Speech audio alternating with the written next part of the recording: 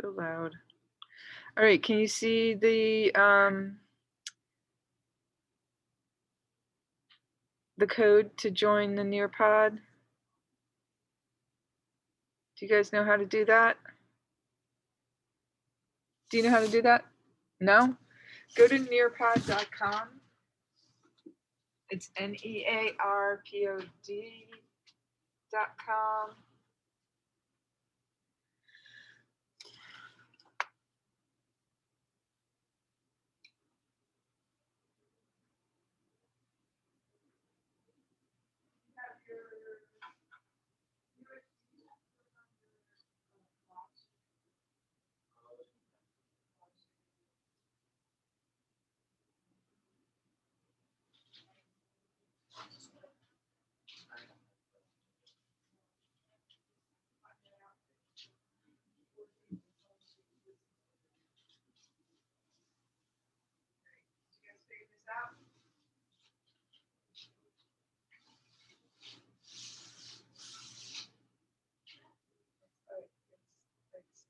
Better sensitive or couple case sensitive.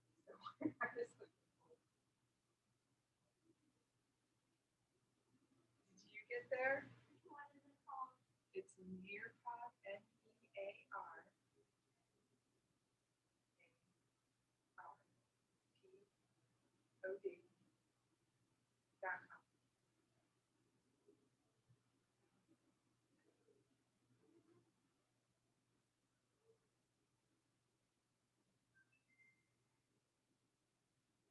Okay, so then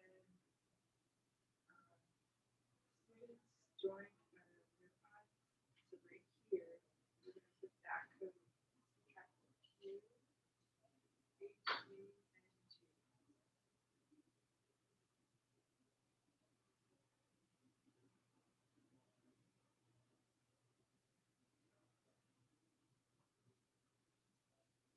All right, perfect.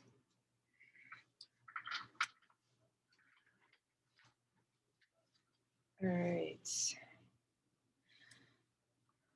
Get rid of this. Okay, how many people are in? 14. All right, waiting for some more people to get in.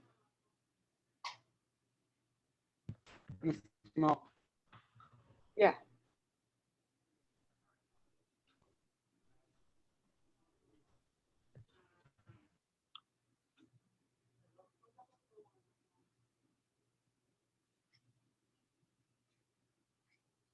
All right, anybody else? 15, there we go. Miss Small, Yes. is there a code or something I need to enter to get in? So you have to go to nearpod.com.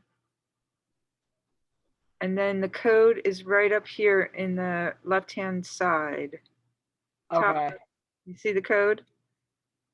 Yep. All righty.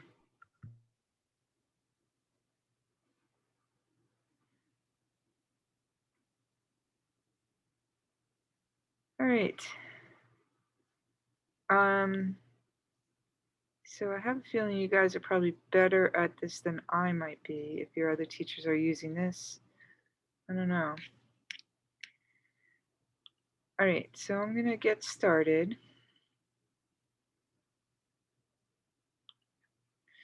All right, so what we're kind of looking at is the relationship between art and politics. And like I said before, we talked a little bit about you guys doing your collages about something that was meaningful to you.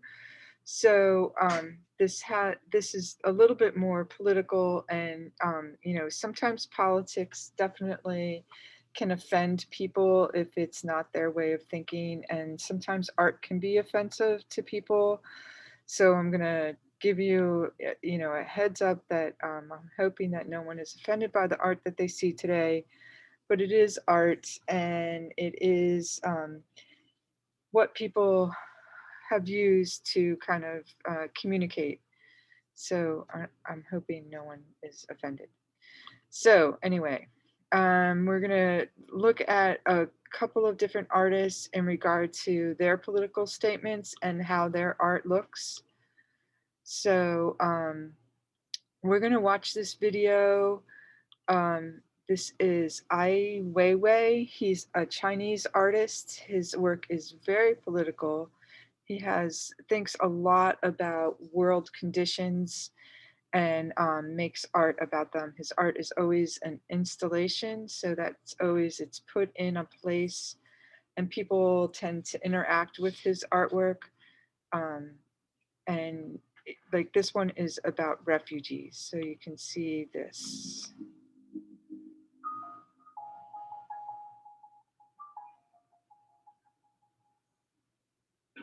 So you lived in New York in the 80s for over 10 years, I think. How's it feeling to be back? Very mixed feeling. New York City is like a big machine, but it has a lot of parts. It's most powerful, fortunate people are here, and the most unfortunate migrants, new migrants come here.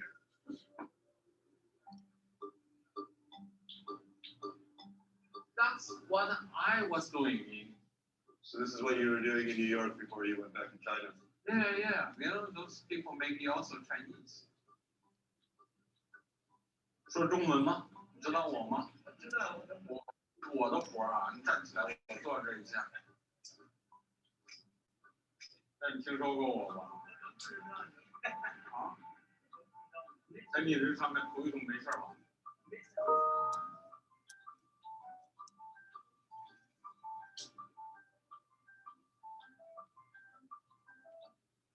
Thank you so much. You're not going to sign it? You'd be doing the girl a big favor if you signed it. 怎么回事？你怎么个意思？哇，看见你了，不会发生。现在怎么样？好吗？好。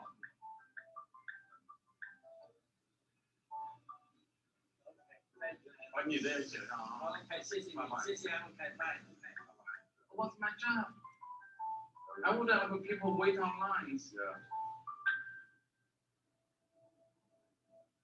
I'd love to talk about the film Human Flow. Because this refugee situation really get out of hand. Some way I can put myself in the situation to challenge myself as an artist or human rights defender. I'm more interested about the politics on the one side, the human being, the humanity, human faces on that side. You have been thinking about this topic for a very long time. Have you thought about what some solutions could be? It looks complicated, but think about this is the human condition in 21st century and the globalization. So if that's a human problem, it can be solved by humans easily. This problem only can be solved by us, by human beings, until we have a moral and political understanding of the situation. I mean, if we don't ask those questions, we take our so-called liberty or democracy as granted, we'll end up in tragedy. That's for sure.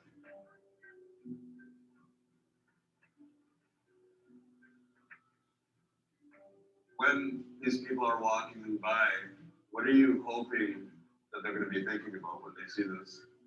This is piece related to refugee condition, related to migrants, related to borders, fences, territory, nationalism, and our society become more divided.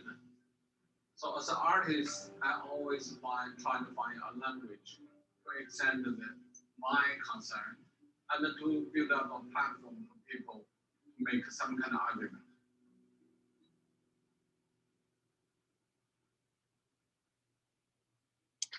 All right, so in his piece, you can see that there is, kind of a cage looking like a gilded cage, like entrapment. It had many layers, like there was an interior part, there was like a part, the interior that you can kind of look up and see the sky, but then there was another part that was caged in completely. So I'm not going to ask for viewing these, but what do you even think? What makes it political? What what do you think makes that particular piece relating to politics?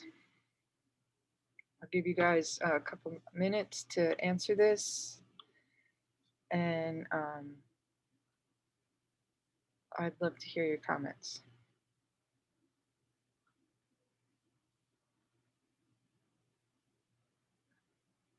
All right, the sense of freedom.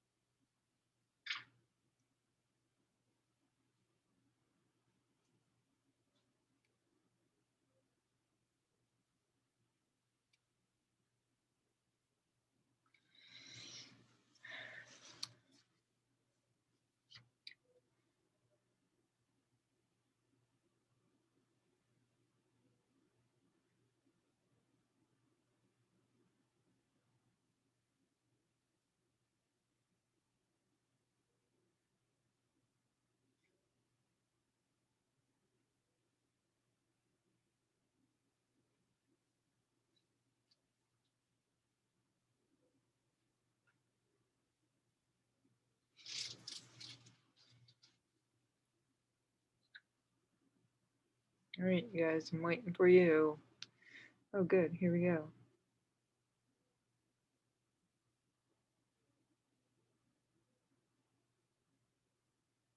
Huh, I never knew that.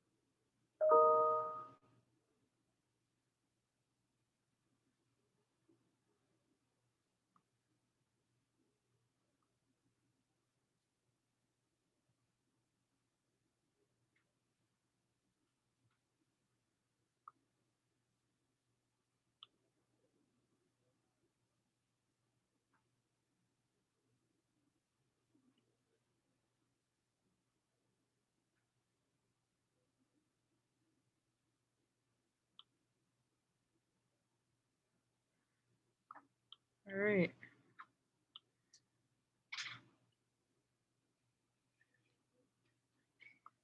Okay.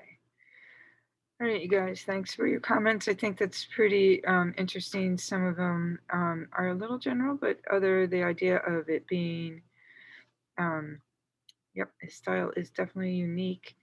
I would say, like, he doesn't really have a style per se. I think his artwork is reflective to his current idea or thought that he's trying to express.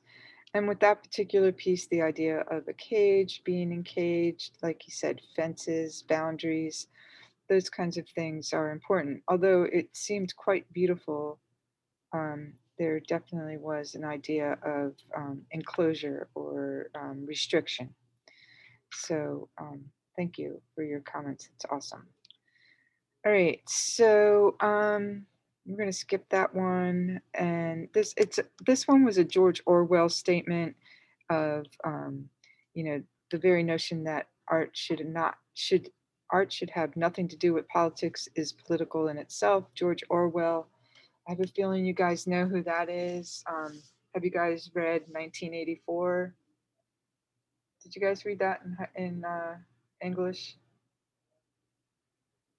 Anyway, that's an author of that, but we're going to skip this part because I feel like, the answer is pretty much,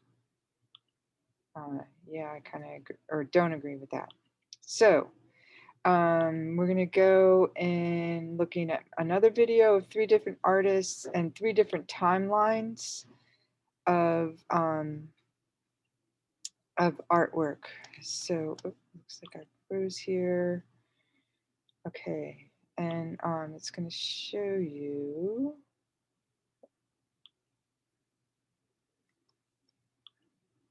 Why is this not coming up?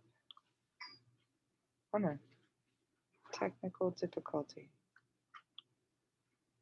All right.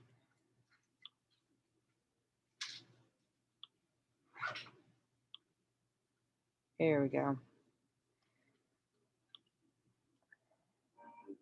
We often think of the art world as separate from the real world. This is rarely the case. This video is called Art and Society, a theme we will explore using 3 words. It's 1934, the height of the Great Depression. Dorothea Lange was running a successful portrait studio in Berkeley, California. The photographs she took of the social elite made her a good living. But when she looked out her window, she couldn't ignore that people were struggling. You can't escape what's happening around us. The theme of society allows you the opportunity to think more critically about where you're coming from and what's that point of view. Lange left the studio and took her camera on the road. Hired by a New Deal program, Lange traveled up and down California. She was documenting the lives of the state's newest residents, migrant workers. Lange was driving back to San Francisco after a long assignment. She saw a pea pickers camp, but kept driving. 20 miles down the road, something made her turn around. I saw and approached the hungry and desperate mother, as if drawn by a magnet. The family had arrived at the camp, only to learn that the crop had been destroyed by rain. They were stranded along with 2,500 other migrants, no work and no food. Lange took only 6 photos. She sent her negatives off to Washington, and within days, supplies were rushed to the area. The story, along with one of her photos, was printed in the San Francisco News. The picture caught the public eye. Lange's final image did more than tell the story of government aid. It connected with people. It was republished. It was displayed at the Museum of Modern Art. Here we are decades and decades later, but we really understand or can imagine what that experience must have been like in a way that's really tangible, something that we can relate to.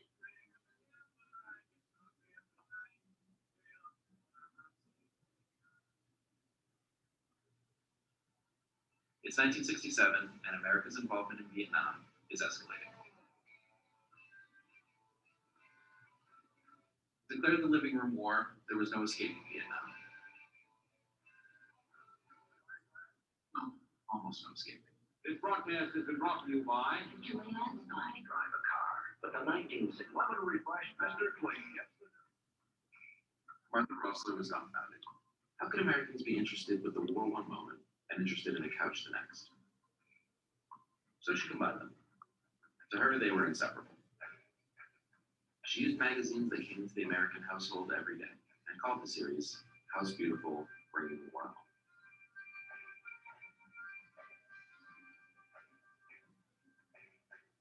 We need to constantly question becoming passive consumers of images, to always look to the margins.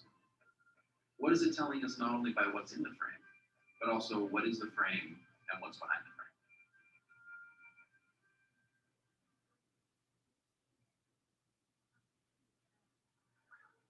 In 1991, New York was facing a different conflict.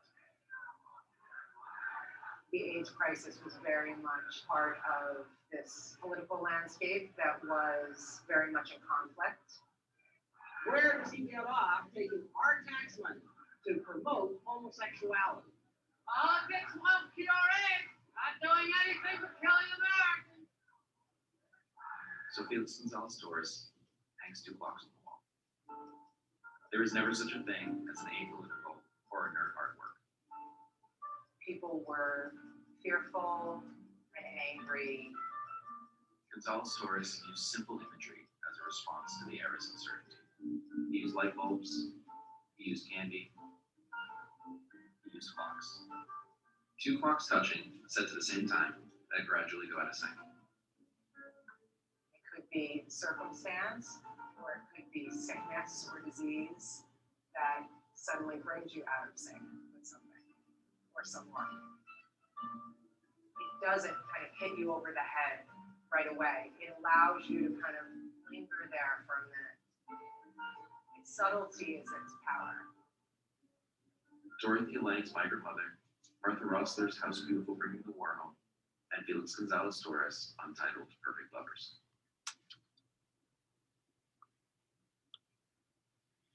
All right, so you know, two of those images or two of those artists, the images were really powerful. They're very clearly kind of showing us um, visually what they were talking about, and the last one being very conceptual. Would never have known that those two clocks hanging on the wall had anything to do with a political comment. So I find that kind of interesting. Um, I think that in a way you shouldn't have to research to find out what artwork or visual art is about, but sometimes you have to. So anyway, this is about another piece of artwork called Guernica. It is by Pablo Picasso. I'm sure you all have heard of Picasso, possibly know his work. He made this piece in response to a bombing that happened in Guernica, which is a city in northern Spain.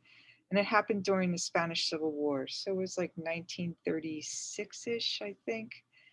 And the city was bombed with help from the Germans who were starting to take over Europe at the time. Franco was a dictator. He was a Spanish dictator trying to take over Spain. That was what the Civil War was about. Franco did win and was a dictator in Spain for quite some time. Picasso made this painting he lived in Paris at the time, so he was made this painting in France. The painting did show at the World's Fair in Paris, and then it traveled around and wound up for safekeeping in the Museum of Modern Art in New York. Um, so the Museum of Modern Art had it. It did eventually return to Spain after Franco died, and Spain became a democracy again. And it now lives in Spain. I think it was returned in Spain sometime in the 90s. So just a little backstory. This painting is very, I'm going to show you a bigger picture of it. This painting is really meaningful to me. When I was in high school, I got to go see this painting at the Museum of Modern Art, and I was really overwhelmed. I think it was the first time I experienced art that had an emotion, like to me, evoked emotion in me. I was just overwhelmed by this painting, and I did get to see it again in Spain, and didn't have the same response. It seemed much smaller when I was in high school. It seemed huge, a huge painting. I think it was where it was displayed in the museum was in a smaller room in New York as compared to this giant room that it sits in the museum in Spain. But Picasso is known for his figures being, you know, distorted and manipulated, and he doesn't really do any kind of realistic work at this point in time. He's also known for Cubism. And this painting has tons of layers and layers of images happening in it. You know, there's a woman here carrying a dead child and she's screaming. There's this horse being stabbed. Looks like there's also this guy who lost his arm here, which is clutching a broken sword. These people are fleeing this burning building, these two. You know, and lots of layers of appendages and different things happening in this painting, which is supposed to really express his thoughts on this particular bombing of this city. So it was the first time where civilians were involved in a bombing. So at that point in time, planes, all that kind of stuff was new, and you know, they just demolished this city, and you know, killing women, children, men, animals, houses, everything was just completely leveled in this city. So this is his reaction to that. Um, so it really, the other interesting thing about politics in this is that it could not return to Spain until Franco was out of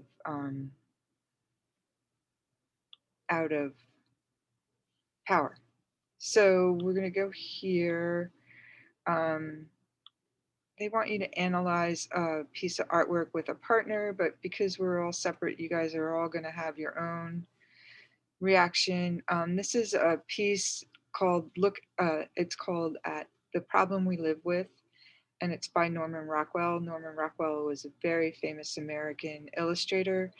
A lot of his work was in magazines on the covers of like the Saturday Evening Post, which at the time people did read a lot of magazines, and so his work was seen by a lot of people, more so than just people who would be going into a museum to see artwork.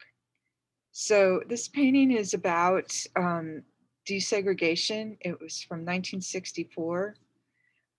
This is a very famous thing that happened in New Orleans. This girl wanted, going to school, escorted by U.S. Marshals. The violence that happened around her as she was entering the school was terrible. Things were thrown at her. Obviously, graffiti written on the wall. There was a lot of pushback to desegregating schools at the time. So, this is just a view. This could simply be a photograph. But it is really striking how her stance is, how she seems very determined and very, walking very proudly, where these guys remain headless. They're not really, their bodies not really people, where she is very much a person determined to do something. So just right here, we know what the political issues related to, but do you think that this had an effect? Do you think that viewing this image um, can have an effect on how people perceived that particular issue of desegregation? Give you a minute or so to write in.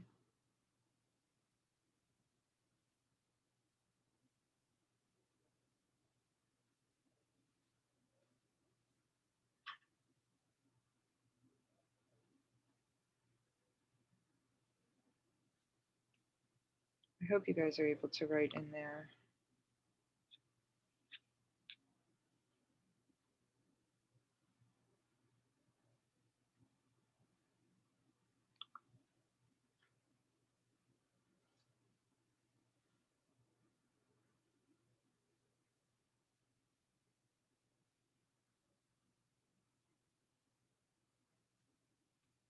All right, I see one response, two.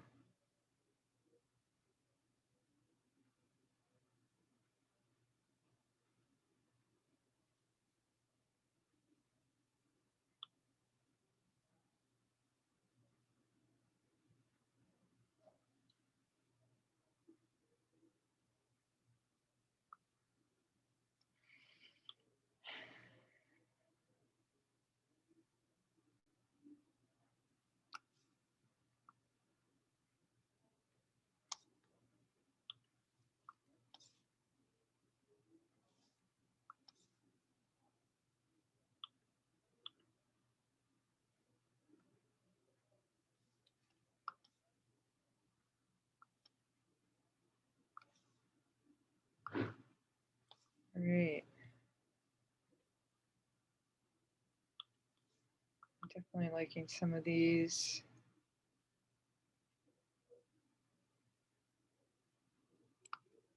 So many people have not responded though.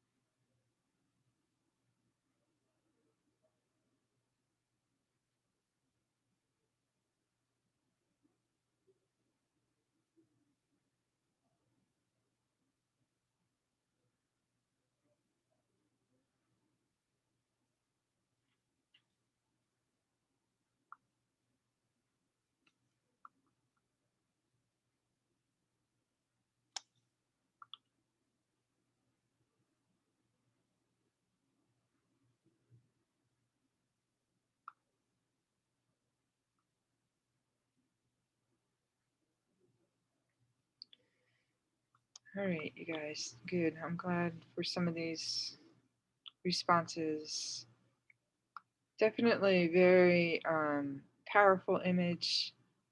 Definitely very, intended to have effect. And I think the effect really comes from the amount of viewership that he was able to get using magazines as a kind of vehicle to get his artwork out there. Right, there's a little article here that goes along with it, but we're going to move on because we're kind of running out of time. So we're going to actually skip this. This just asks again about how influenced by politics and how he hoped to influence, but I think we already kind of covered that. So then I'm going to go and show you this painting. So this is called After the Rain 2, and it's done in 1940 to 1942. And it's done by Max Ernst, who I believe he was Belgian, and a surrealist. So surrealism uses, like, kind of makes, there's sometimes an uncomfortableness to real surrealism because it uses a lot of juxtaposition of images where, it takes something that should be nice and kind of puts it next to something that's a little unnerving, and so it has a weird feeling to it. And I think this particular painting has a weird feeling to it. I mean, it's so hard to see this painting in this reproduction, but it's obviously this kind of destroyed, kind of post something, something happening here, where this looks like a statue that's got this decay going on. This looks like it's barely standing, kind of decayed. There's a lot of red, kind of blood going on here. And there is also very, like, I don't know if you can see this bird right here. And there's a cow or steer over here. And there's like body parts all in here. So there's all these different things happening in this painting, which again, I think it's very hard to see in this format. So this painting was done in the beginning of World War II. Europe was involved in World War II long before we were. So 1940, Hitler was taking over Europe, and just the idea of, what things to come, just destroying things and leaving destruction in its path. So let me get back here. It took a little while for this painting to occur, 2 years. It's oil on canvas. And so he exiled himself because he didn't want to be part of the war. And landscape kind of goes back to a lot of art history. So surrealists used a lot of art history in their work. There's a helmeted bird-headed soldier threatening a female figure with a spear. Ruin battle, chaotic, all those kinds of things, nightmarish, all those kinds of things are used to kind of show this particular image. All right, didn't want to do that. So let's go back, see if I can get back to the PEARPOD.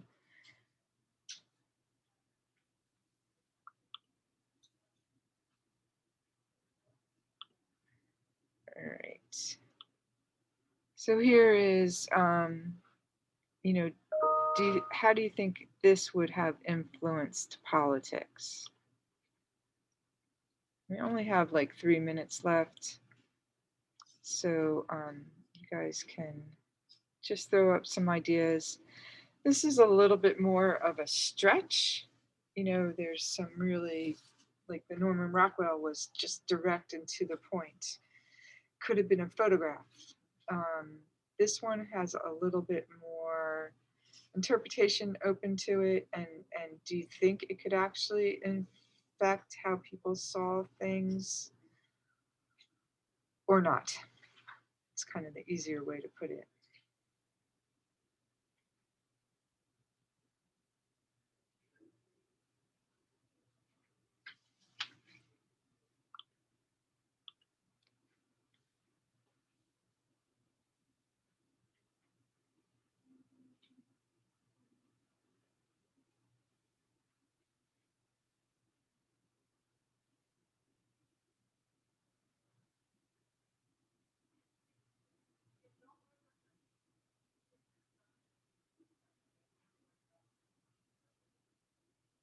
Oh, that's a good response, Trinity. So the differences from one time period to another, right? Yeah, like I think that the political meaning behind it is kind of like those two clocks, right? It's a little bit more conceptual than it is visually compelling, as compared to the Norman Rockwell, which is that all the visual information is there, and all you do with the Norman Rockwell is kind of bring your own interpretation to it, or your own political thoughts and feelings towards it. Anybody else have anything? So, all right. Thanks, Trinity, for answering that. That was good. All right, so that's going to be the end of class. So we have a minute to go. I'm going to stop this recording.